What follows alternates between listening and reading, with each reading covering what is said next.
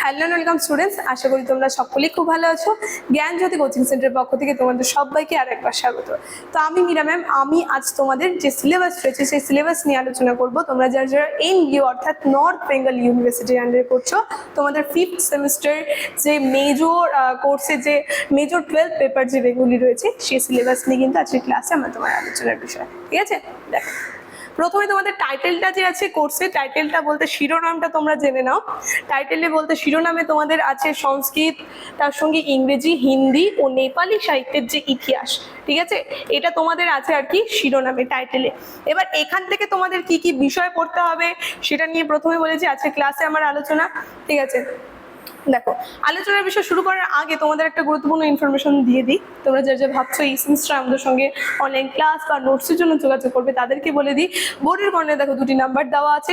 এই নাম্বার দুটি হচ্ছে আমাদের জ্ঞানজ্যোতি, এক সেকেন্ড, এই নাম্বার দুটি হচ্ছে আমাদের Gyanjyoti coaching centre official helpline number. যে কোনো একটি নাম্বারের মধ্যে কল করে নিয়ে কিন্তু আমাদের সঙ্গে সরাসরি যোগাযোগ করে নিতে পারবে। তার সঙ্গে তোমাদের এই কোর্স ফির জায়গাটা একটু চেঞ্জ হয়েছে, একটু ভালো করে মন দিয়ে দেখবে। দেখো যারা মেজর কোর্সের আছো তাদের জন্য এখন কিন্তু কোর্স ফি রাখা আছে 1299, আর যারা মাইনর কোর্সের আছো তাদের জন্য আছে 699। আর আমাদের কোর্সে অ্যাডমিশন নিয়ে কি কি সুযোগ সুবিধা তোমরা পাবে খুব সুন্দরভাবে কিন্তু স্ক্রিনে সমস্ত ইনফরমেশন দেওয়া আছে। আমি আর আলাদা করে বলছি না, তোমরা একটু দেখে নেবে। ঠিক আছে, দেখো তাহলে তোমাদের যে সিলেবাসের যে বিষয় ছিল সেটা নিয়ে আমি আলোচনা করি। দেখো প্রথমেই তোমাদের কি আছে সংস্কৃত সাহিত্যের ইতিহাস।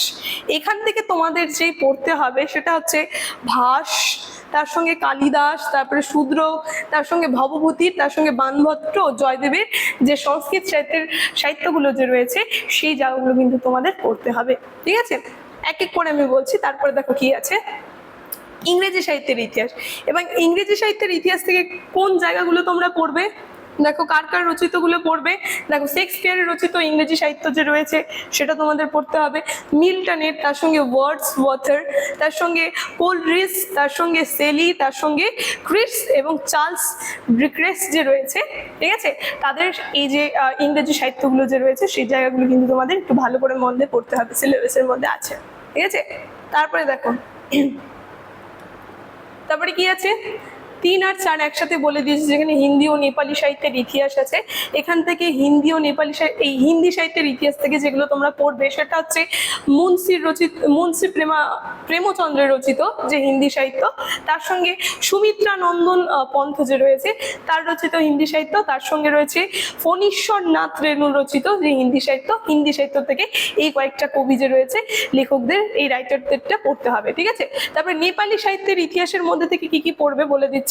আদি কবি ভানুভক্ত যে রয়েছে তাদের যে নেপালি সাহিত্য, তার রচিত নেপালি সাহিত্য। তারপরে লক্ষ্মীপ্রসাদ দেওকোটা যে রয়েছে তার রচিত নেপালি সাহিত্য, তার সঙ্গে পারসমণি প্রধান যে রয়েছে তার রচিত নেপালি সাহিত্যগুলো কিন্তু তোমাদের পড়তে হবে। তাহলে অনেকগুলো আমরা দেখতে পাচ্ছি হিন্দি, বাংলা, নেপালি মিশিয়ে কিন্তু তোমাদের যে সাহিত্যগুলো রয়েছে সেই জায়গা থেকে কিন্তু পড়তে হবে। ঠিক আছে, একবার প্রথম থেকে আমি সিলেবাসটা একটু দেখিয়ে দিচ্ছি, স্ক্রিনে দেওয়া আছে, তোমরা একটু দেখে নেবে। ঠিক আছে, দেখো সংস্কৃত সাহিত্যের ইতিহাস, এখান থেকে ইংরেজি সাহিত্যের ইতিহাস, তারপরে রয়েছে হিন্দি ও নেপালি মিলিয়ে কিন্তু এখানে দেওয়া আছে, সুন্দর করে রাইটারের নামগুলো দেওয়া আছে, দেখে নেবে। ঠিক আছে, আর ইনফরমেশন কিন্তু আমি ক্লাসের শুরুতেই আলোচনা করে দিয়েছি। আজকের আলোচনার বিষয় তাহলে এখানেই শেষ করছি। ভিডিওটি শুরু থেকে শেষ অবধি দেখার জন্য